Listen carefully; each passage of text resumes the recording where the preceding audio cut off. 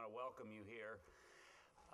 I want to very quickly mention three upcoming programs.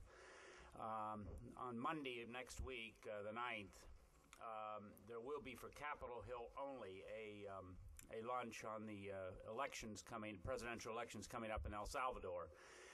For those of you that don't work on Capitol Hill, there will be an afternoon program with the same speakers at the center, I believe, starting at 3. The second event I want to mention will be on Capitol Hill is February 20th.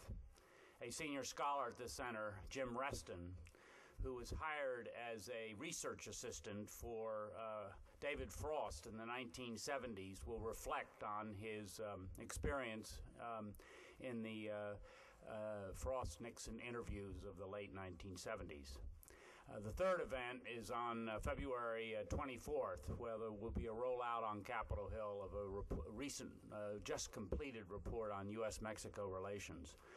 I want to recognize the Ambassador Patriota of Brazil, who's here, and it gives me an opportunity for one of my favorite factoids. The first overseas visit of an American Secretary of State was in 1906 to Brazil, Secretary Root. You have the bios of our speakers this morning, and I think we will go alphabetically, and that means that Mr. Hale, Dr. Hale, will go first. Thank you. Can you hear me? All right. Well, thank you very much for coming and for the invitation to this very interesting event. I'm going to talk a little bit about where Russia is going and what we might expect in the coming months and the next few years ahead, based, at least in part, on the previous 16 months, which I've spent based in Moscow, but also traveling to a lot of the countries in the former Soviet regions while on a Fulbright fellowship and on research leave at George Washington University, my home institution. And the main point that I will make is that the economic crisis, the financial crisis on which I'll primarily focus, seems likely to force Russia's current leadership into making some choices that they have not had to make for the last 8 years, and that could make relations with Russia rather unpredictable. And unpredictability, as we know, can bring both risks, but it can also bring certain opportunities for improving the relationship. Now, the economic crisis in general, it seems to me, may have its most important effects not in terms of the actual economics of the crisis, but through the effects of the crisis on Russian domestic politics. And so this is a topic sort of near and dear to my heart, so I'll elaborate a bit on that. The current Russian political system, it seems to me, is to a significant degree, and to a degree not always appropriately appreciated, I think, held together by the genuine popularity of Vladimir Putin. And of course, this raises the question of what are the sources of Putin's support. Now, naturally, it is sustained by such factors as manipulated media, various restrictions on free expression, but as all of us know who have studied various authoritarian regimes, control over media and suppression of freedom of thought does not always actually make the regime popular. We saw in the Soviet Union, of course, how the regime lost its popular support despite total control over mass media. And also I think it's important to remember here that Vladimir Putin came to power on a wave of popularity during a time when there was a great deal of political competition in Russia during 1999 and moving into the year 2000. And of course, this popularity was initially based on, I think, what was seen as his strong leadership skills, as demonstrated in particular by his military operation to suppress the Chechen rebels in 1999. But I think that had more to do with his skills as a leader than it did support for repressive policies towards Chechnya, which is something, again, I could elaborate if you'd like. Also, Putin does derive support, survey evidence shows, from a certain congruence in values.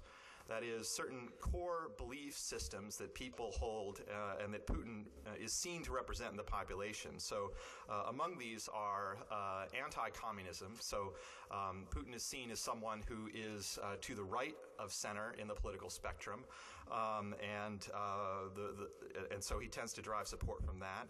He's seen as a politician who wants to move towards developing the market economy as opposed to returning to socialism, and that's also a position from which he draws support in the population. And interestingly enough, it gets complicated, but he also derives support from a preference or policy of, he's seen as someone who is an advocate of cooperation with the West. Now, this doesn't mean friendship, but I would describe it as kind of a guarded cooperation. I mean, if you ask people in Russia, how they think Russia should treat the West, they generally won't say as a friend, but they also won't say treat it as a rival or treat it as an enemy. Most people in Russia have consistently, throughout Putin's reign, including in 2008, which was when the last survey that asked this specific question was done, wanted to treat the West as an ally and thought that this was the best way. So kind of partnerly relations, even though it's a partner that they do not widely trust. But of course, I think the most powerful, there's strong evidence anyway, that the most powerful basis of his support has been economic performance. And the economic improvement in Russia has been very real. And I've traveled to a number of very remote regions in Russia. And while you may not notice it in the most isolated farm villages, even in smaller cities, provincial cities that were previously considered very depressed, like Bryansk, you notice a very notable economic development, and there's a widespread feeling that let's not rock the boat. And polls also interestingly show that current President Medvedev actually derives support from the same things. I mean, he's basically seen as a kind of junior Putin. And they overwhelmingly see Putin and Medvedev as part of the same team, representing the same things. Now, Putin's popularity has some important effects. One is that potential rivals, and there is a great deal of rivalry within the Putin regime. These potential rivals believe that a challenge to Putin and his choices in the most important realms is generally hopeless. That basically, if they tried to contest these, even in a fair competition, they fear that Putin and company would win. And plus, it has the effect that the vast majority of Russians who want democracy often tolerate the authoritarian turn and manipulated outcomes in elections because they think, well, the outcome would have basically been the same anyway. And so they see the outcome and think, well, we generally like this outcome. And so I think this has a dampening effect on protest activity and other forms of opposition. And again, another topic that we could talk about. I mean, I think there's strong evidence that Russians do prefer democracy to an authoritarian style of rule, but it is a complicated relationship, more complicated for them than it is for your average American, I think. And this has meant, importantly, that the regime has not had to rely on mass repression to stay in power. Now, the economic crisis obviously threatens to upset this balance. You have unemployment rising, wages are not being paid on time again, or at least there's signs that that's starting to happen. Inflation has been very noticeable the last year, and all of these things are very worrisome to your average Russian. And so while some of these other sources of support remain, such as opposition to return to socialism, there is also the increasing risk that after a leader stays in power for a while, the appeal of his leadership style can start to fade. So there's a risk of Putin fatigue that could go along with the economic crisis and hitting their popularity. And I think it's also interesting that Putin's move to the post of prime minister and ushering in his protege Dmitry Medvedev to the presidency actually complicates the political situation there. It adds instability to the system, and so therefore I think has the possibility of magnifying the effect of the crisis. Because the presidency in Russia still has real autonomous levers of power. I mean, Putin, it's well known, and is really kind of calling the shots now, but should Medvedev ever decide to start to operate independently, he has some real potential to do so. And he may be tempted to start to use these powers autonomously if he perceives a choice between going down with the ship or trying to blame Putin or somehow distance himself from the economic problems that Russia is facing. Of course, this means that all the different rival groups in the system, there are several different groups of the Siloviki, or the kind of KGB-linked people, as well as different groups of more liberally oriented people, may start to try and manipulate this leadership tandem, the fact that there are two potential sources of power in Russia. The extension of the presidential term, which was recently passed through in a constitutional amendment, so now the presidency starting next term will be 6 years instead of 4, may actually have the effect of raising the stakes in any kind of battle, because it means whoever will get the presidency next time and will get these levers of control to potentially build up their own power will have them for much longer. And so this may raise the stakes for the next electoral cycle and raise the potential that in 2011, 2012, or earlier if we see early elections there, which is a possibility, we may start to see some very serious tensions within the leadership, if not outright open political competition. So in short, the current domestic arrangement is unlikely to be sustainable should the economic crisis deepen and endure. And so all this creates incentives for the regime to play up a certain sense of foreign threat as a way of galvanizing support at home, despite the economic turmoil. And so this is a dynamic that we've seen in lots of countries in history. Of course, Russia's leadership has always understood the political benefit that could be reaped from cultivating the notion of a foreign threat. And this was certainly, this potential was certainly there, even in the mid-1990s when polls showed that 2/3 of Russians believed that Western economic device was designed to intentionally ruin the economy of Russia to keep it from becoming a rival to the United States. So there's long been a sense of suspicion about the West. And again, we could also talk about issues of NATO enlargement, where there are legitimate differences of opinion on what that represents. The Jackson-Vanik Amendment, for example, remaining in effect despite the fact that Russia has had quite liberal immigration policies for many years now. All of this has been there for the Russian leadership to manipulate, but of course the Russian leadership has understood fairly well, I think, that Russia needs to be part of the international system in order to be prosperous. And this is something that Putin shows evidence of having understood, as early as his days as deputy mayor in St. Petersburg, where he was in charge of foreign economic relations. And this is reinforced by the fact, again, that some of the polls that I cited earlier show that ordinary Russians want a cooperative relationship with the West. They can be very suspicious of the intentions of some of their Western partners, including the United States, but the bottom line remains they want a leadership that will be firm but cooperative. Thank you. So for the most part, Putin has not actually tapped into anti-American or anti-Western sentiment to its full potential. And so the goal has been basically to keep relations on a low burn, kind of preserving cooperative relations, but still retaining a sense of threat and pursuing Russia's own interests, in significant part for Russia's own domestic, or for the leadership's own domestic purposes. So if the economic crisis continues, we have these pressures whereby the regime will have more incentive to kind of heighten the tensions by taking a more nationalist stand. At the same time that the economic crisis means that the economic ties and the international relations are actually more important for the performance of the regime at home. And so it puts the regime in a certain bind. And so this moment of crisis, I think, then can represent both a set of risks and opportunities. And I think this is something that the American leadership should certainly think about taking advantage of, and I'm sure that people are. My sense as to what to do in very brief terms, and be happy to talk more about this in the discussion period, is this certainly does not mean giving Russia a veto on policies it doesn't happen to like. Countries should certainly be free to join NATO or the European Union if that is what the elected leaderships decide to do.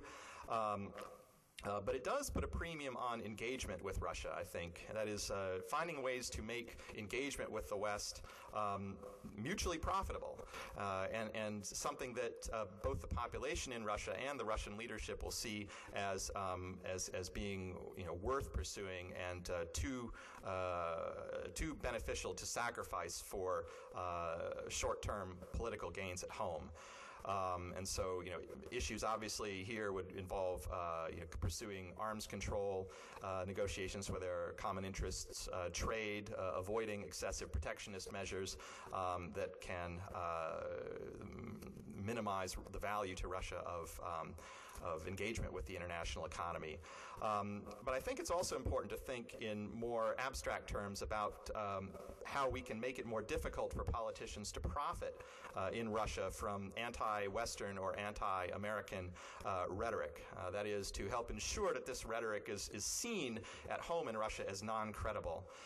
So I think this would involve things like repealing the Jackson-Vanik Amendment that's clearly obsolete, making extra efforts to be consistent and honest in application of assessments of democracy and human rights standards, and to adhere to the highest standards, of course, at home and abroad. And I think it puts a particular premium on promoting exchanges and of scholars and citizens as a way of promoting this kind of mutual understanding, so they understand what we're about, even if they have limited access to information. So I'll leave it there and look forward to our discussion later. Thank you very much. Thank you, Henry. Bob Hathaway runs the Asia program. Appreciate his being here. He's leaving for Japan in the morning. Bob. Thanks, Mike. I am pleased to be here. I spent a number of years of my life hanging around this building, so it's always nice to come back. I've been asked to say a few words about India. What I propose to do in the interests of time is simply throw out 4 basic propositions. Once I've got those on the table, then I'll back up a little and add a little bit more flesh to them. But we'll probably have to reserve a lot of our discussion for a little bit later. First thought I would like to leave you with is that unlike the case in much of the world, George Bush was widely admired in India. Great popularity rating. Had he run for prime minister there, he almost certainly would be in office in India now. As a consequence, the Obama administration must overcome considerable skepticism and even distrust as it seeks to build on the momentum that the U.S.-India relationship has achieved in recent years. Point 2. The terrorist attacks in Mumbai last November continue to resonate in the Indian psyche, and the issue of terrorism will likely be a major factor in the national elections that India is going to hold in the next few months. Indians are preoccupied with terrorism and with the threat from extremist groups based in Pakistan in a way that I have not seen in recent years. Point 3. The Indian economy is not nearly as dependent on exports as the economies of many of the other leading countries around the world. And as a consequence, the global economic slowdown has not hit India as hard as elsewhere. That having been said, economic anxieties will also figure prominently in the elections this spring and will encourage an inward-looking approach on the part of India to economic and financial questions. I don't think it's realistic for us to expect to see from India a forward-looking approach toward trade liberalization or some of the other international initiatives that are likely to be talked about in terms of dealing with the global slowdown. Fourth and final point, there is, in my judgment, and there has been, in fact, for many years, a lot of fuzzy talk about the U.S.-India relationship in terms of the two are, quote, natural allies, which is a phrase popularized by the previous Prime Minister. The two are said to share a strategic partnership.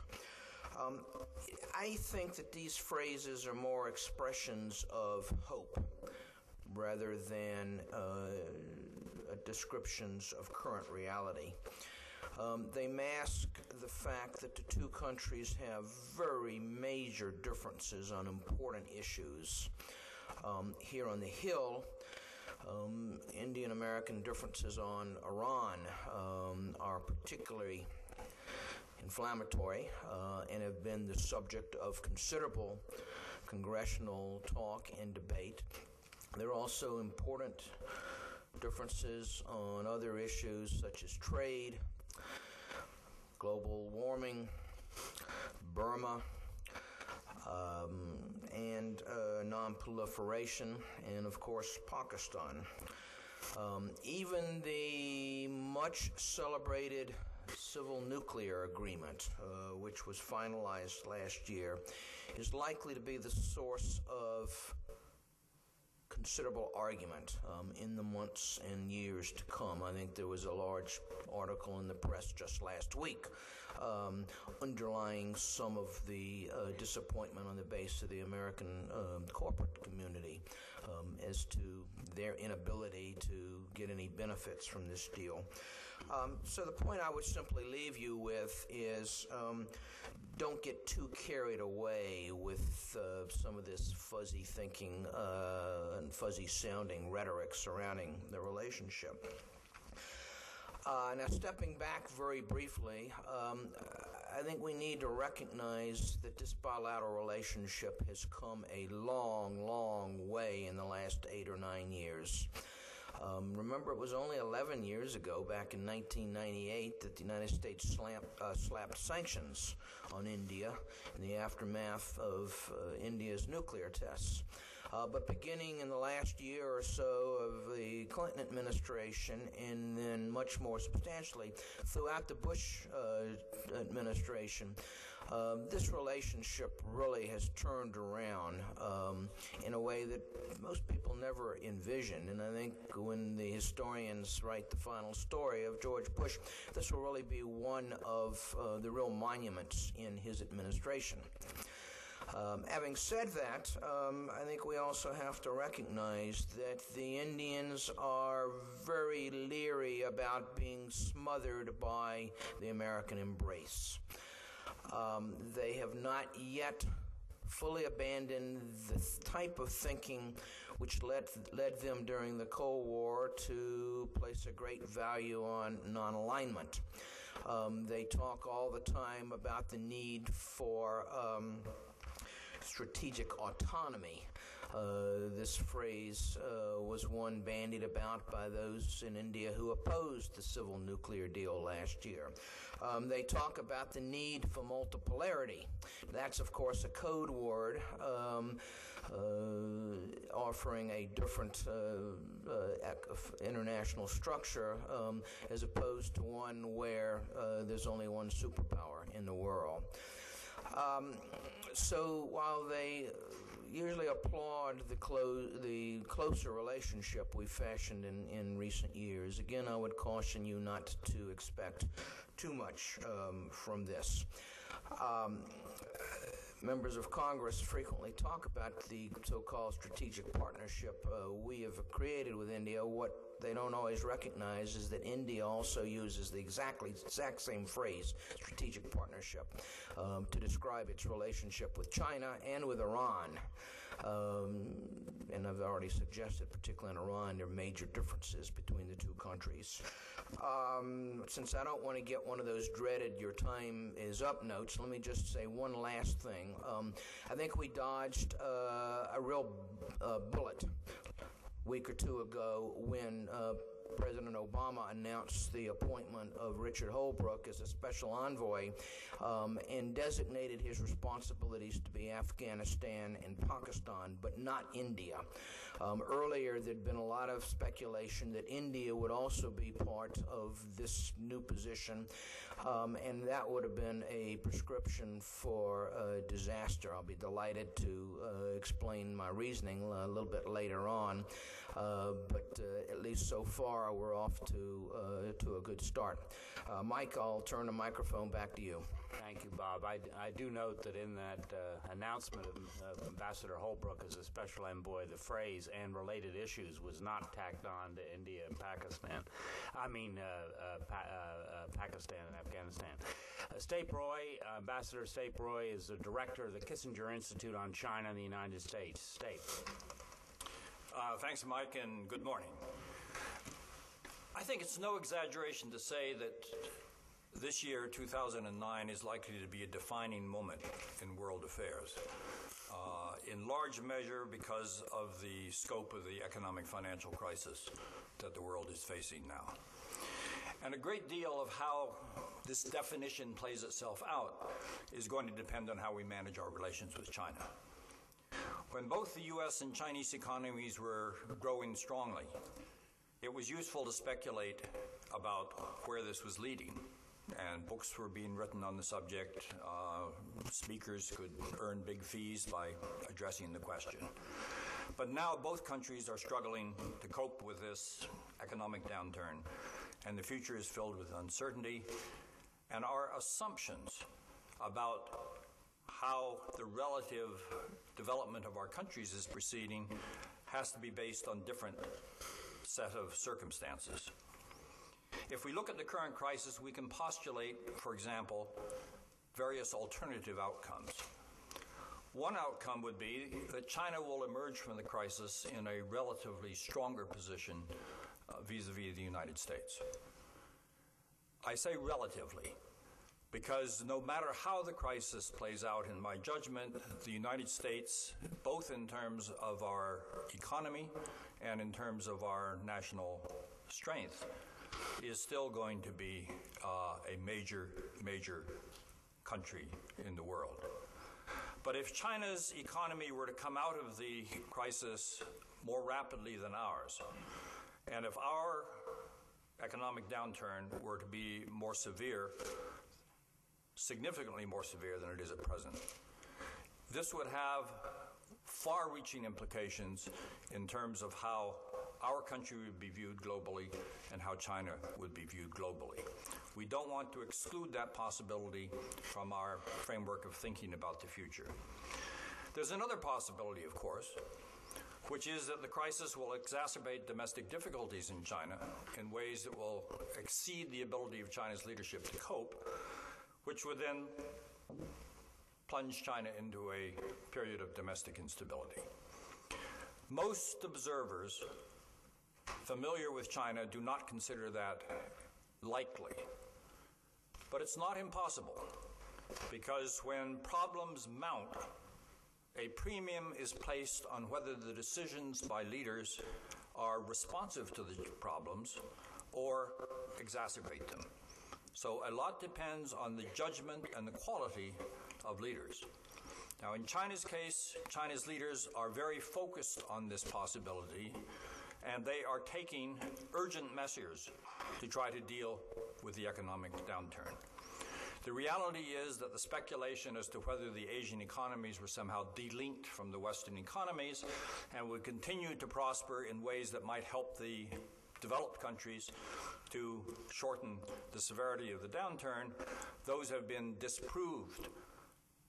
And China is a particular case in point, because the collapse of China's export markets caused by the severe downturn in the developed world is creating problems of factory closings, rising unemployment, and strains on the part of the migrant labor population in China, whose numbers, again, are larger than we are able to think about easily in the West, where we're not used to having 100 million migrant workers or 20 million unemployment among a group such as that. So there is the possibility that China's domestic performance will be severely impacted in ways that will make China's economic performance less impressive down the road. But there's a third possibility we also need to consider, and this is that the United States and China, working in coordination with each other, are able to find ways to shorten and lessen the severity of the economic downturn. That's also not an impossibility. But in each of these alternative outcomes, the impact on U.S. interests will be very different, ranging from very negative in some cases to very positive, depending on what our set of assumptions is. So this underlines the momentous nature of the decisions that are facing the administration and the Congress. The underlying reality, I would argue, is that only the U.S. and Chinese economies have the scope and breadth to lift the world out of the severe economic downturn that we are facing. For this reason, it's vitally important for the stimulus measures both governments are taking to be successful. And this can best be achieved, in my judgment, by ensuring that our actions are complementary and don't work at cross purposes with each other. Imagine the impact if the United States economy and China's economy were both to turn around faster than people think is likely at present. This would have a global impact, and it would be a positive impact. So these are big issues we're talking about, and Congress is going to be in the middle of the decisions in this area.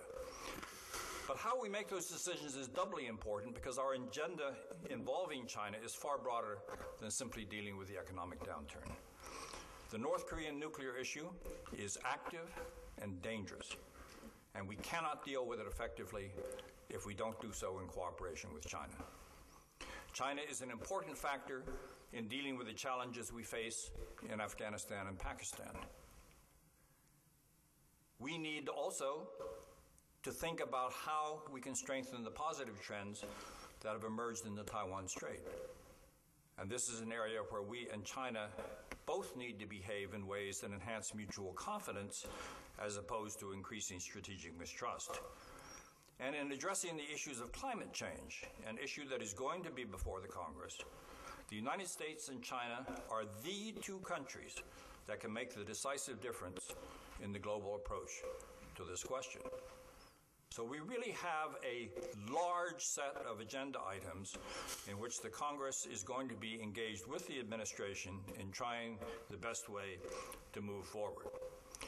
The United States is also well positioned at the present moment to strengthen our engagement in Asia. But given China's growing influence in the region, this can best be achieved by demonstrating to the other Asian countries that we and China are able to work together effectively in addressing regional and global problems. We have been doing that, I believe, but we need to continue doing that in order to ensure that as we re-engage more effectively in Asia, it is seen by the Asian countries as enhancing their own security and prospects for the future. To put it in a kind of stark way, U.S. foreign policy is going to lack coherence if the decisions that we make now are not informed by longer-range goals as to where we want to go.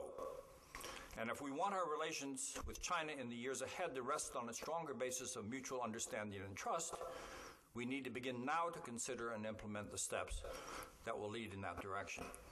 And Congress has an important role to play in that respect. Let me just briefly touch on some of the big issues that are coming down the road.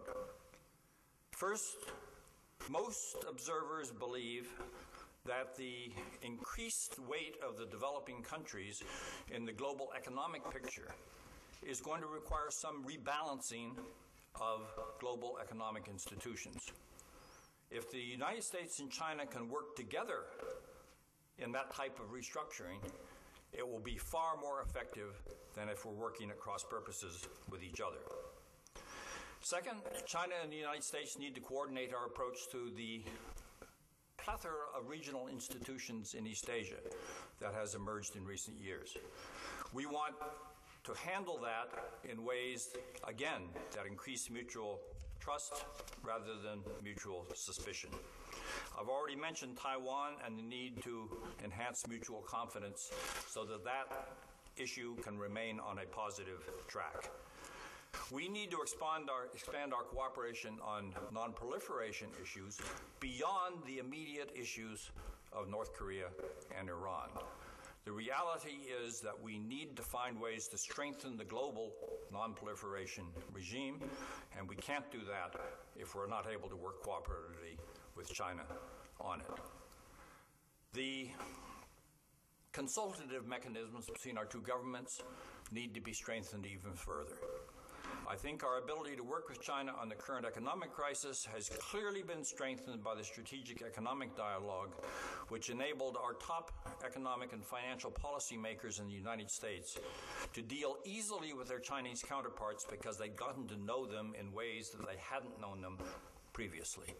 This type of coordination is extraordinarily useful.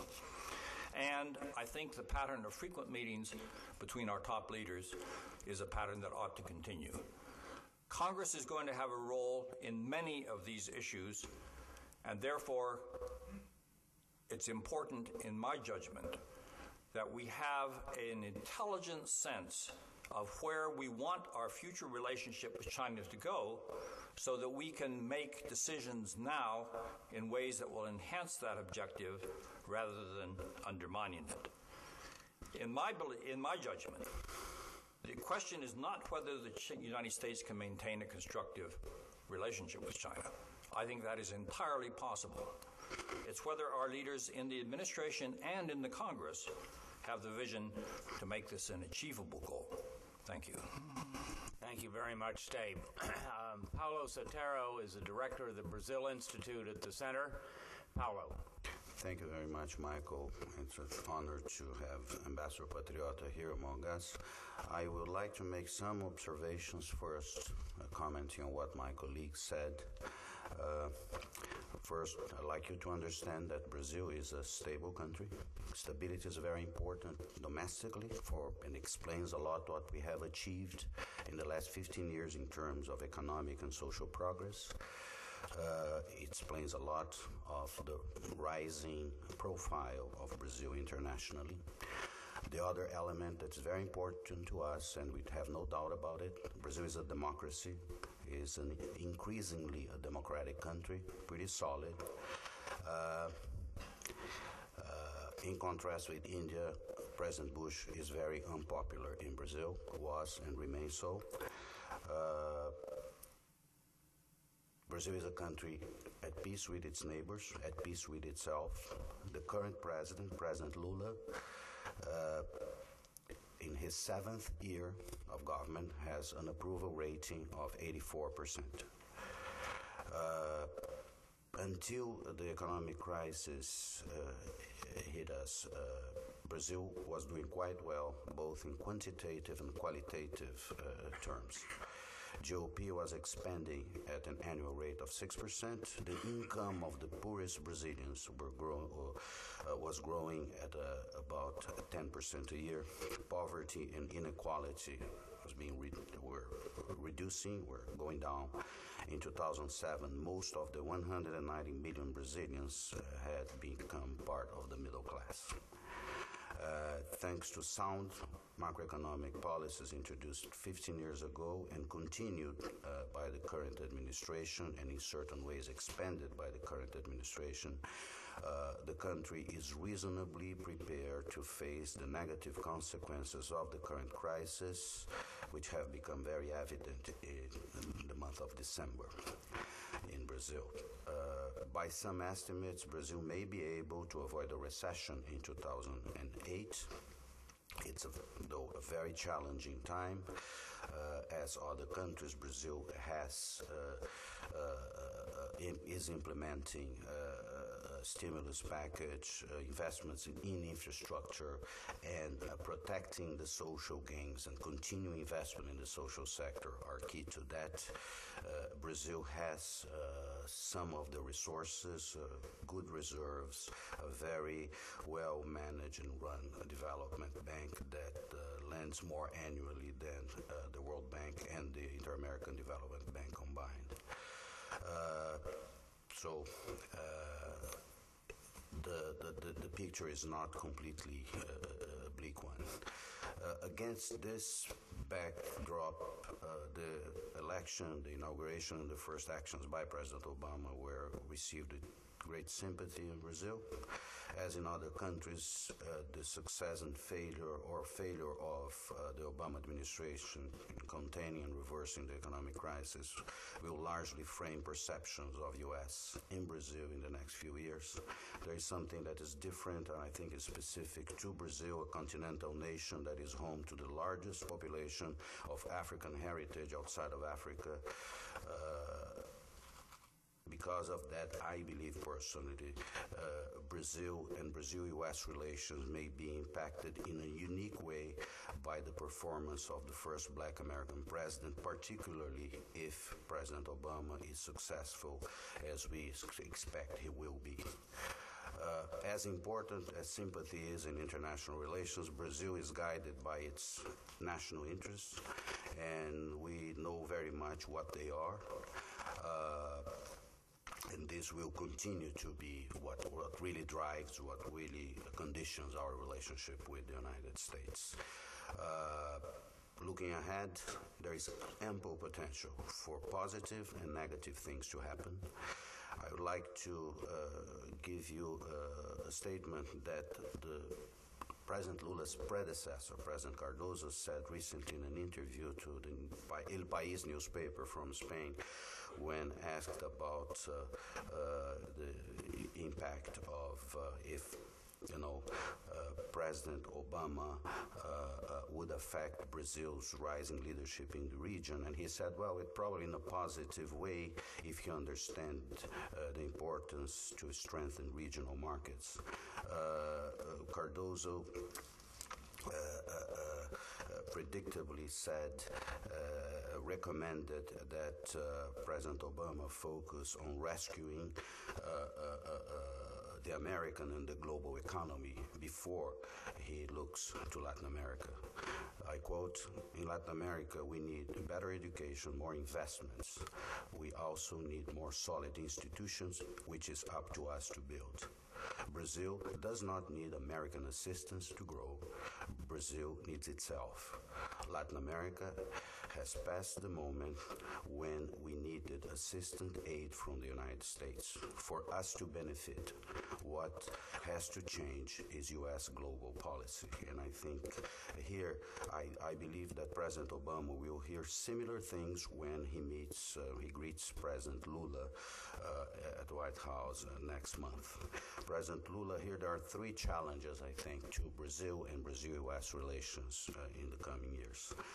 President Lula is certainly, has already done it by phone, but will likely to first insist that the American president tackles the unfinished agenda of global trade talks. The talks failed on the U.S. resistance to make meaningful future concessions on agricultural subsidies. We are all aware of the intense protectionist pressures that the economic crisis has generated in the U.S., and particularly in Congress. The same is happening in Brazil. The expectation that we have is that Congress will listen to President Obama and avoid the adoption of protectionist measures, such as the Buy American provisions, which would trigger a global trade war and deepen the crisis. For Brazil, trade is part of the solution of the current crisis, not part of the problem. In the context of trade and agriculture, President Lula will will certainly express Brazil's interest in continuing to work with the U.S. on the issue of biofuels, but in a more consequential way than we have so far, by expanding production and use, including by Americas, of the type of carbon-reducing advanced ethanol produced in Brazil. The second challenge, closely related to agricultural policy and biofuels, is climate change, a priority for the Obama administration, a priority for Brazil.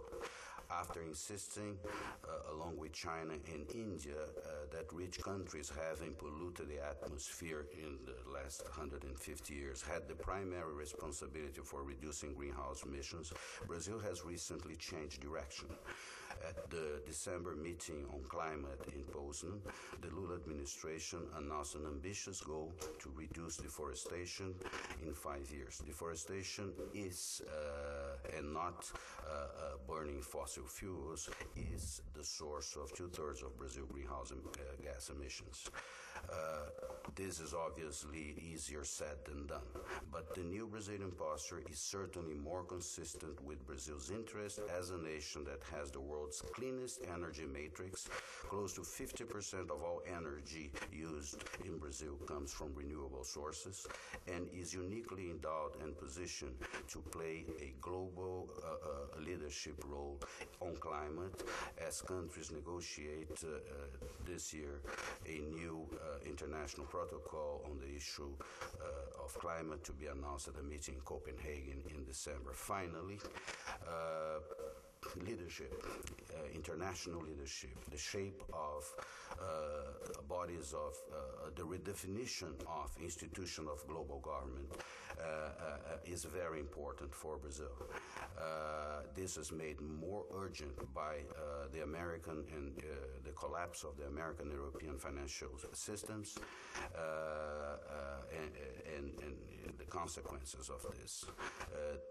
The G20 meeting scheduled for in London early April will be the first real opportunity to start building a new system that includes emerging countries such as Brazil and Mexico in the decision-making process. Brazil is not interested, I believe, in a token presence. We don't want to be just sitting there. We have things to say, we have things to add, we have a substantive contribution to make, particularly and starting with financial markets. Because we had to face crisis in the past, we adopted a regulatory system that has proven to be pretty sound in this crisis. We have people in Brazil that are ready to sit at the table with all the members of the G20 and tell them and share with them the experiences we have in Brazil, successful in how to regulate financial markets and avoid the disasters that we have seen recently in the northern countries, in the northern hemisphere. So this is something that I would leave with you.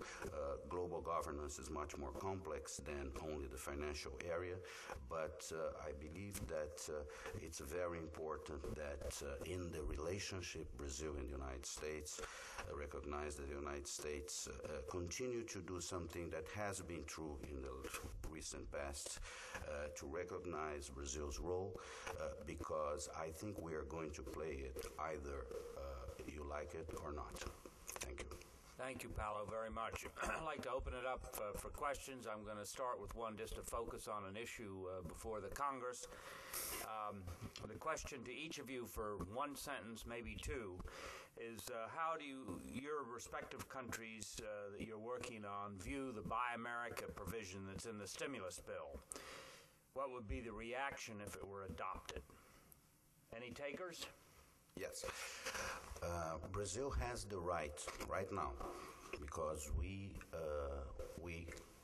had a case against, for instance, cotton subsidies by the United States. We went to the WTO. The WTO said that the subsidy system that you were using for cotton was illegal, was illegal, was not in line with your obligations at the WTO.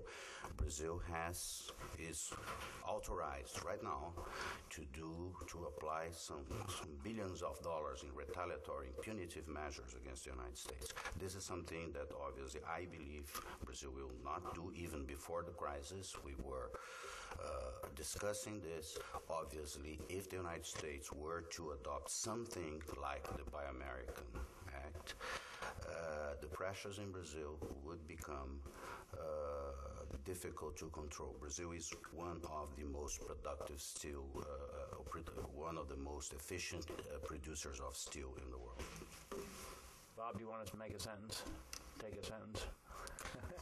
In India, I think it would be more of a mixed reaction. A lot of people would consider this to be the first example of a betrayal of the promises that Obama had made for change.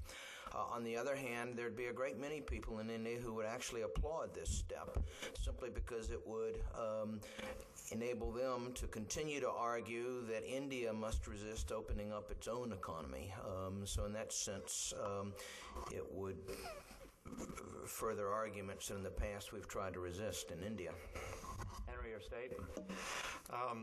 Yeah, I guess I would just say I don't think it's a major issue for Russia. I mean, primarily just because America's not one of Russia's, there are other trading partners that are more important for Russia, certainly as far as purchase of Russian-made goods goes. But at the same time, I do think that it would generally be seen as a step backward from the kind of internationalization of trade that that I think some of the positive forces in Russia have been pushing for, and that would be positive for kind of future internal developments in Russia. But I don't think it's a major concern there. Dave? China would react negatively to it, and it's worth. Not only are exports important to China, and they've taken a bad hit, as I mentioned earlier, because of this crisis, but we need to bear in mind that China's export market for us has been the most rapidly expanding export market of any of our major export markets. It has increased over the last 8 years, our exports to China have gone up over 300%. The next closest rise in export markets is an increase of 72%. So we would be taking an action which could have very negative consequences for our own export sector, which is an important part of our economy. Thank you, Steve. Okay, the floor. First question. No questions. No questions? General rule of politics is that politicians that are very powerful don't leave power unless they have to in one way or other. So, the fact that he has taken on the prime ministerial role and really entrenched his position there, I think suggests that he's not currently planning to leave. But at the same time, it's hard to say. It's hard to get into the guy's mind. I guess if I had to put money on it right now, I would say that he's probably going to stick around in some form or other. Maybe coming back to the presidency at some point. But on the other hand, I think it's interesting that he left the presidency in the first place, because, as I said before, I think that actually complicates the power relationship in Russia. And to me, that suggests that there's something else other than just pure power considerations going on, because I think he could have easily amended the Constitution to have stayed in the presidency for a third term or indefinitely, just like many other leaders of that region have done. And he could have avoided some of the complications that I think now exist. So it's hard to get into the guy's mind. I don't claim to be able to kind of predict for sure, but at this point, if I had to put money on it, I would predict that he's going to stick around for quite a long time. He's a young guy, healthy. Gentleman here. In each of the countries, I'd be curious as to the things that are going well or going right, or that we may consider to be programs that we want to emulate here in the United States. Think about the renewable energy programs and so on and so forth. Things that we could learn and emulate. Quick comment from anybody?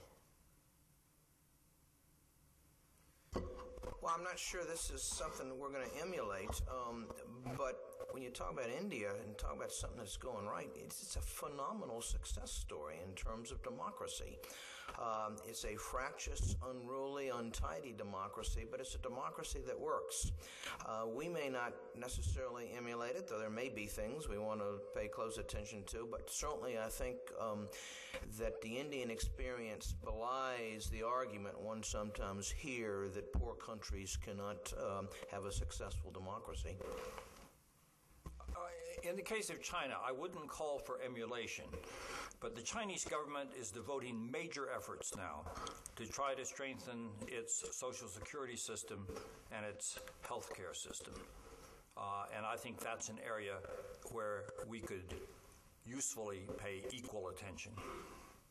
Yeah, I think in the case of Brazil, which is something that we are already working together, but not as effectively, what the United States could emulate from Brazil or could pay attention to what we are doing is what we did in diversifying our sources of energy.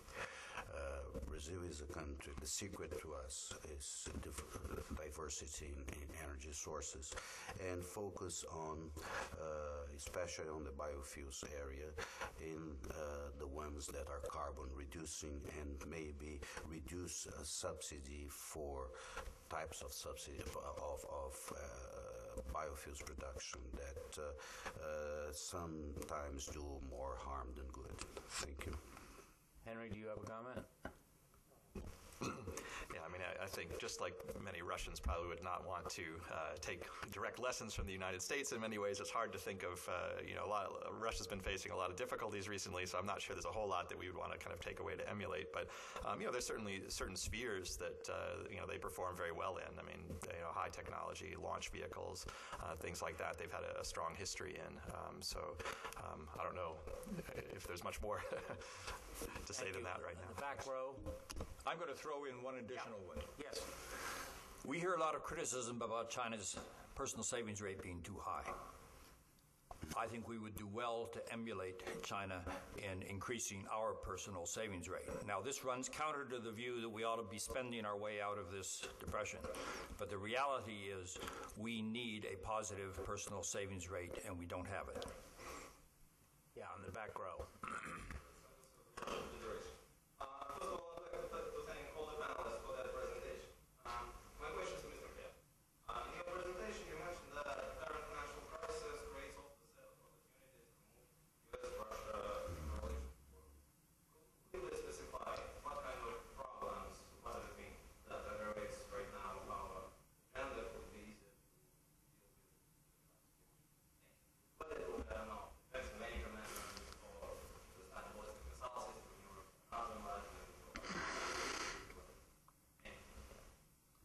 Thank you. Yeah, I mean, that's a very big question and certainly one of the most important ones. So it'll be hard to answer in a very short amount of time. But I think, some of the ones that you have mentioned certainly, I think the Jackson-Vanik Amendment could be a very good start because I think that has just become a symbol of what is seen in Russia as American hypocrisy and and it's interpreted as an example of how American stated intentions are not often the true intentions. And so I think kind of by removing that, finally, I think that would be one way in which Congress could make an important symbolic step forward. And I think the symbolic steps do matter because I think a lot of what is happening, in terms of the problems in U.S.-Russian relations, not everything. There are real differences of interest. I don't want to minimize that. But I think there's a large degree of misunderstanding. And it's not just that, the regime is trying to, that Putin is manipulating, the public opinion. These are suspicions and elements of mistrust that have developed, even during the 1990s when there was much more competition in the Russian political system. I would say that, taking a step like Jackson-Vanik could be an important way to get things started.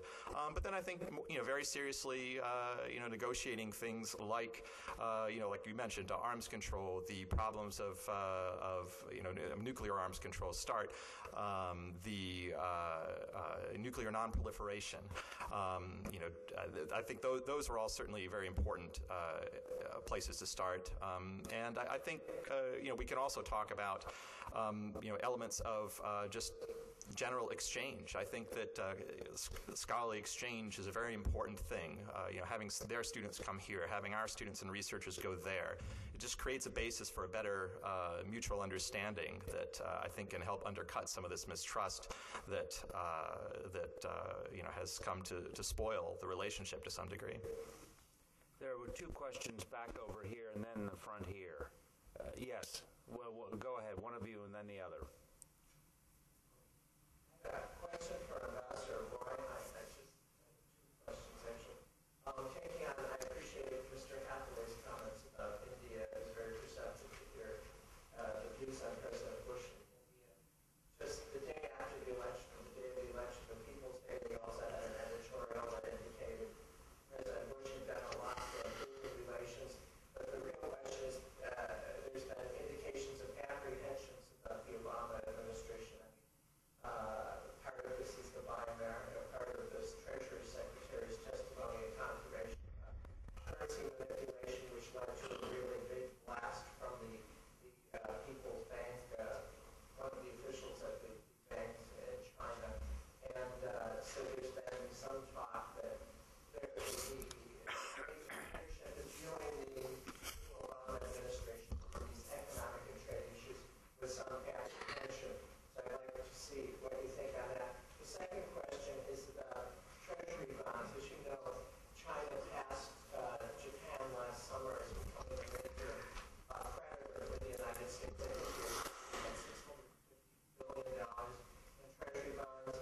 And as Congress considers the stimulus package and everything, the underspending the $1 trillion or more in the next year, it just seems an unspoken assumption. No one in Washington even blinks an eye and says, we presume the Asians will just keep buying our Treasury bonds. I talked to Japanese, Korean, Taiwan friends, and they all say they take their cue from China. They're watching China. If China were ever, because it's doing its own stimulus package, were to decide we need to keep the money at home, or because they are upset at the United States and wanted to send a message or to retaliate, if they stop buying Treasury bonds or dump Treasury bonds, I'm sure all the other nations would then follow them, and we would have monopoly money, the dollar would go down, inflation would go up. So the first question is, what is their perceptions on the Obama administration, especially the apprehension on trade?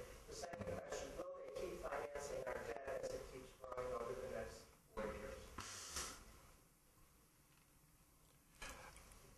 China is always apprehensive when we have transitions between administrations, because the pattern of the last 30-plus years has been that transitions, whether it's from Democrats to Republicans, Republicans to Republicans, or Republicans to Democrats, is that it introduces some frictions into our relationship which take time to straighten out.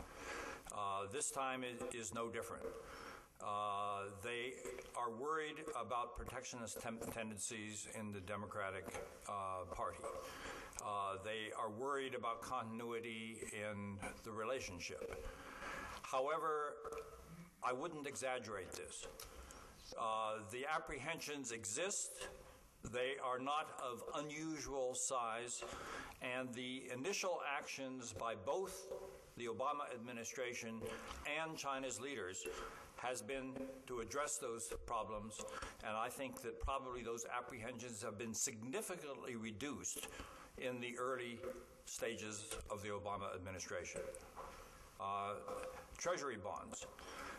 The fact is that China's holding of U.S. Treasury bonds in recent months has gone up, and Japan's holding of U.S. Treasury bonds has gone down. Will this continue? If we are trying to float trillions of dollars of additional debt, possibility is that the international community is not going to be able to absorb that much additional debt from the United States. Many of the economists I talk to assume that we're going to have to print money rather than selling bonds to foreigners. Now, that doesn't mean you go instantly from this to this, but it does suggest that one of the things we need to think about is the fact that the international appetite for U.S. debt is finite, and that applies to China as well as to other countries, and that we may have to print money in addition to floating debt. Printing money has inflationary implications, which would make our ability to cope with the crisis more complex. So these are big issues, and I'm sure that Congress is going to be very much engaged in them. Yes. Mr. Hale, what should the U.S. reaction be to Russia's role in the closing of the Air Force base in Kyrgyzstan?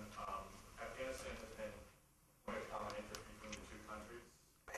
What does this say about the relationship with them? And I guess as a follow-up question, I don't know if it's necessarily related, does the closing of the base have any influence on the U.S.'s role in trying to push Ukraine into either NATO or European Union? Yeah, thanks.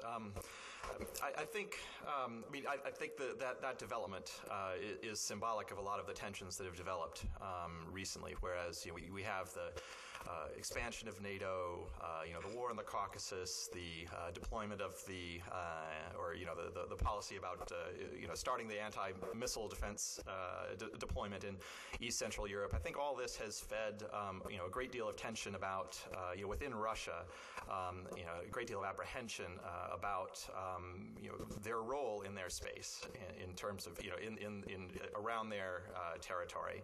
And so it's hard to say exactly what happened there, but it certainly does seem like the Kyrgyz authorities were influenced by Russia in terms of wanting to remove the U.S. base. But the decision hasn't been made in Kyrgyzstan yet, so it could also be part of a bargaining process on the part of the Kyrgyz authorities.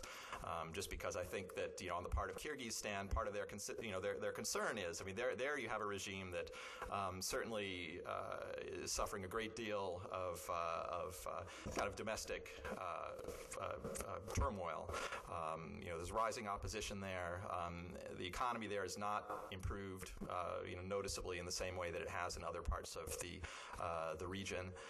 So I think that they're looking for who they think can help them most directly economically, and they're also facing a presidential election coming up in 2010.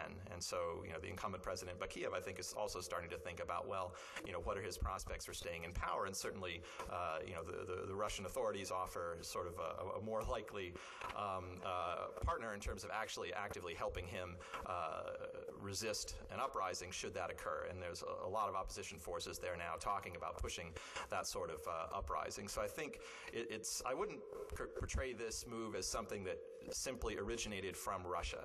I think that Russia is certainly supportive of it, but I think it is something that's also coming from the Kyrgyz leadership, and it may yet be that they agree to allow some American presence there, if they can strike a new arrangement. This has been a controversy there for a long time. There was a murder of a Kyrgyz citizen there that they blame on the base, and they blame a lot of other problems on the base as well.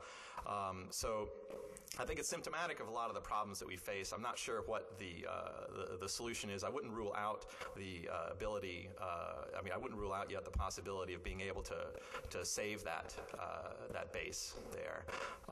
But I think it's something that can only be resolved by, in terms of the big picture. These kind of tensions can only be resolved by restoring some level of trust, between the Russian and American leaderships, because I agree, and I think that a lot of people in Russia would agree, they have a common interest in fighting a lot of the problems in Afghanistan, including the drug trade, terrorism. But what the Russians don't want, is a permanent American presence in that part of the world that they will see as a threat. In the front row, and then over there. You better speak up. Yeah. I was saying that maybe Mr. Roy and Mr. Hathaway both could discuss this point. That is going to be U.S. foreign policy, or should be U.S. foreign policy towards India in the context of what's going on. Chinese are very closely working with Pakistanis, and India seems to be having new projections of its own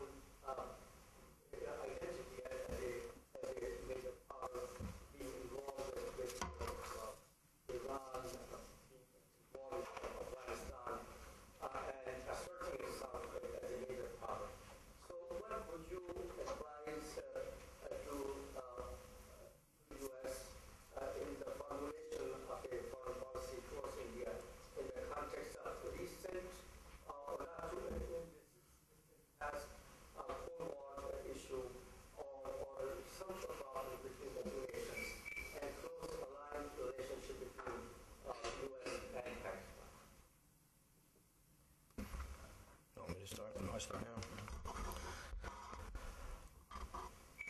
Let me slightly modify one of the things you said early on about China working closely with Pakistan. That's exactly true.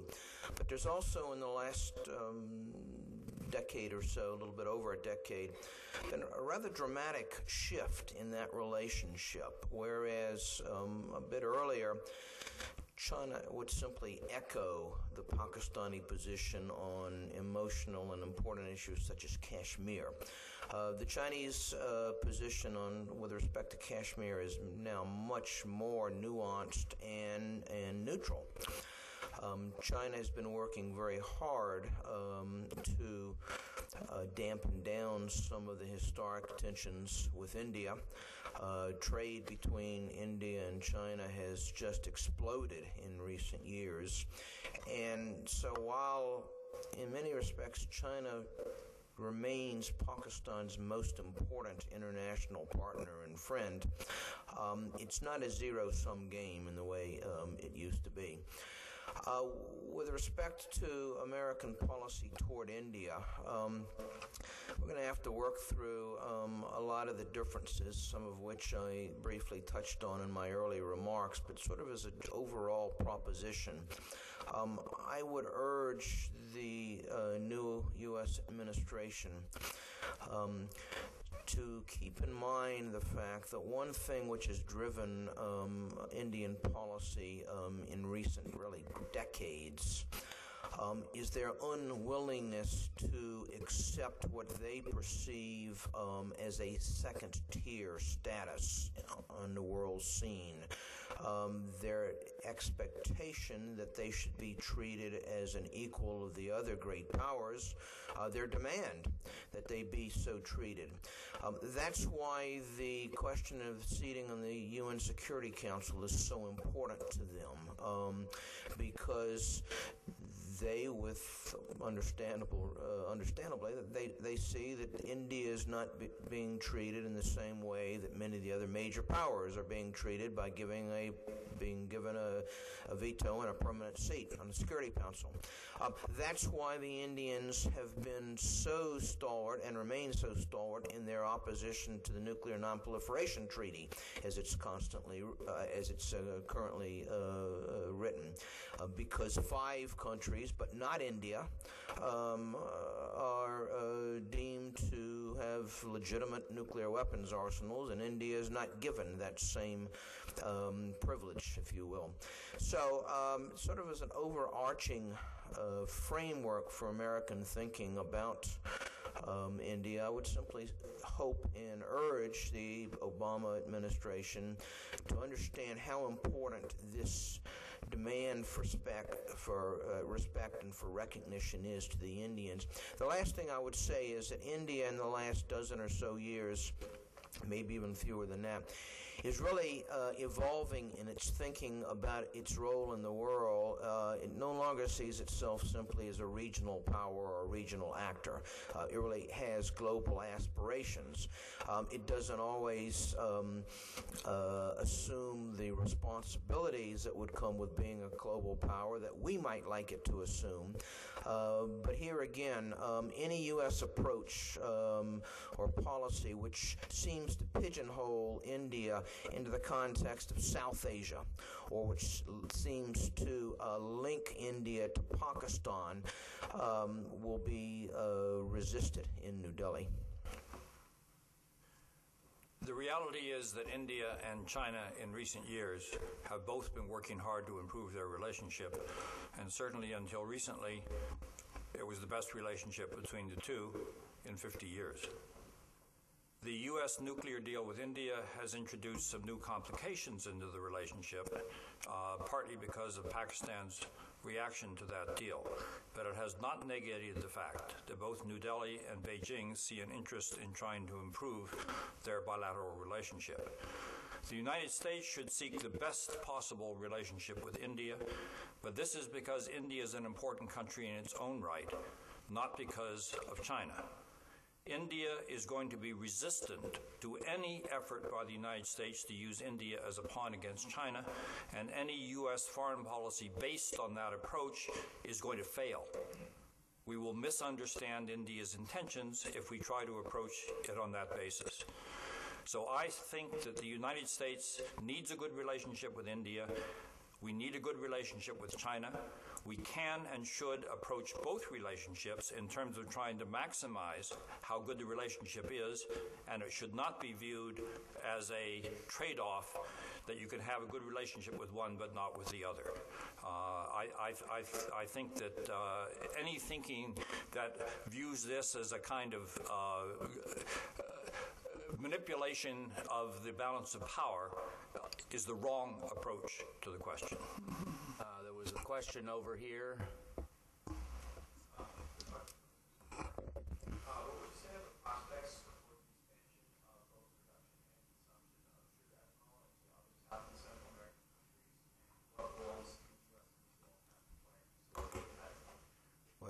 Brazil and U.S. adopted a memorandum of understanding on this issue in March of 2007, and the basic notion is that Brazil knows how to transform sugarcane into energy. There are certain countries that have the same physical, they are geographically placed in parts of the world where they could do what we did. In Brazil, we replaced more than 50% of our gasoline demand using 1% of our arable land. And it didn't happen in the Amazon. Actually, we don't do that in the Amazon. It's not good to grow sugarcane. That is the experience. I think we have expanded now the initial group of countries where Brazilians are working with Central America and some Caribbean countries. There is great potential, for instance, in Africa. In the future, I see personally great potential in Cuba. Cuba is one of the countries that could certainly replace, become maybe even self-sufficient to a large extent in energy by using our methodology to turn sugarcane into energy. Sugarcane in Brazil is used both to fuel cars and as a source of electricity. We produce a lot of electricity in the process of producing ethanol and sugar. So, I hope, and personally, because I really follow this very closely in Brazil, and I believe, I hope that Presidents Obama and Lula will really work on this. It requires more government incentives, and we know, for instance, from statements that leaders like Ortega from Nicaragua made to President Lula in a trip last year, is that, please help me become less dependent on oil. Nicaragua gets a lot of oil from Venezuela, and Nicaragua is one of the countries that could benefit a lot from this. I think it's a good process, but we need to work more in concrete terms to develop production, the expansion of this model. Thank you, Paulo. Over here.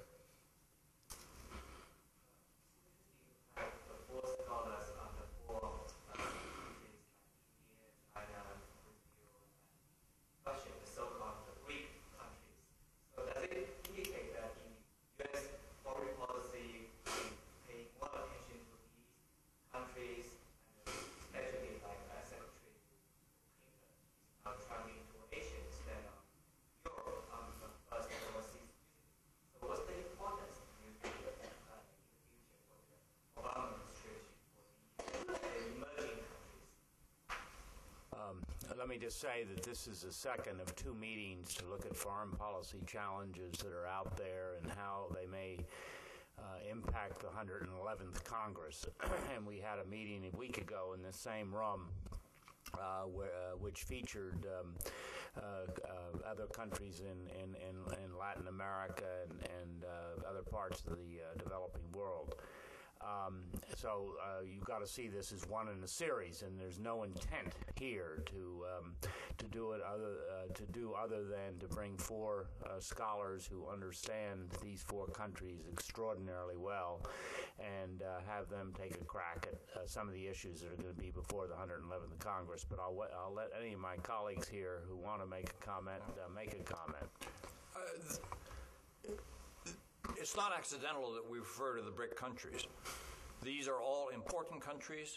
They are all countries that have been emerging rapidly, developing, and yes, the administration is going to pay more attention to these countries, although I think that they have already been receiving very consistent attention from U.S. administrations. I don't think that will change. If anything, it will intensify. I just wanted to say something. I think I agree with Stapleton Roy on this, and I think what is important for you to keep in mind is that obviously Brazil, like India, wants recognition of the role, increasing role we play in regional and global affairs. At the same time, and this I say this because I think this is very healthy on our part. We do not lose sleep in Brazil thinking about what Americans are thinking about us. What is the position? If you approve or you don't approve, we are not looking for your approval. I think this is very healthy for what President Cardoso said, for President Lula says from time to time, including, our problems. We have internal problems that affect our capacity to act internationally. It's up to us to resolve them. And we have the instruments of democracy, of stability to tackle them. And we are doing this, and we will keep doing this. But at the same time, I particularly am very happy to have Secretary Clinton there, because she is the first Secretary of State of the United States that on the first day there, she knows what Brazil is about. She knows particularly that Brazil is not only an important country economically, politically. Brazil is a social innovator. Brazil is a country that innovates in social policy. This is very much part of what we have been doing in Brazil in the last few years. And, in that sense also, I think Brazil, like Mexico, have a lot to contribute. There have been extraordinary developments in the last several years in these four countries, and 5 years ago maybe Brazil would not be on such a panel, but Brazil will be for the United States a very important country in terms of trying to bridge some of the north-south issues that we face. Other questions? Yes, one of you and then the other. Yeah. What's your observation on the U.S.-Russia working group on terrorism? Do you see any accomplishment of this initiative other than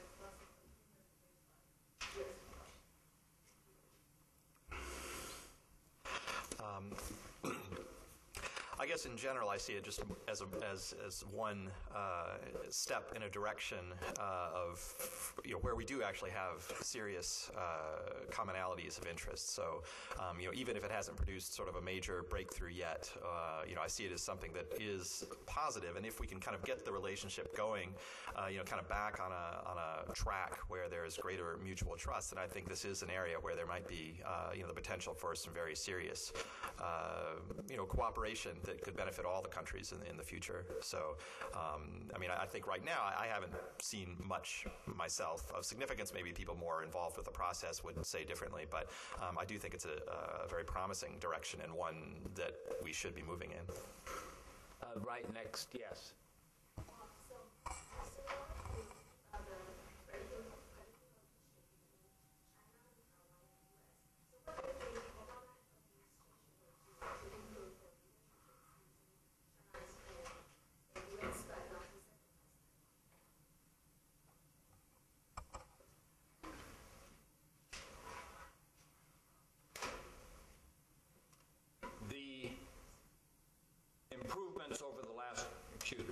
The improvements over the last year in cross-strait relations did not occur because of the United States, but it is entirely consistent with U.S. policy to have those improvements take place. In other words, it's in our interest to have tensions lowered in the Taiwan Strait and to see a strengthening of cross-strait ties. So I think by maintaining a policy framework that enables improvements in cross-strait relations to take place in ways that actually enhance U.S.-China relations, that's the way the United States should be positioning ourselves, and I think the Obama administration is going to adhere very much to that framework.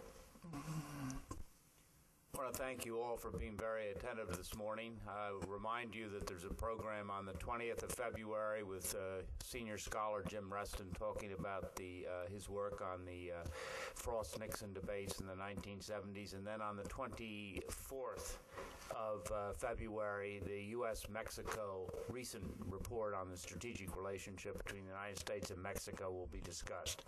Thank you very much for being here, and thank you, panelists.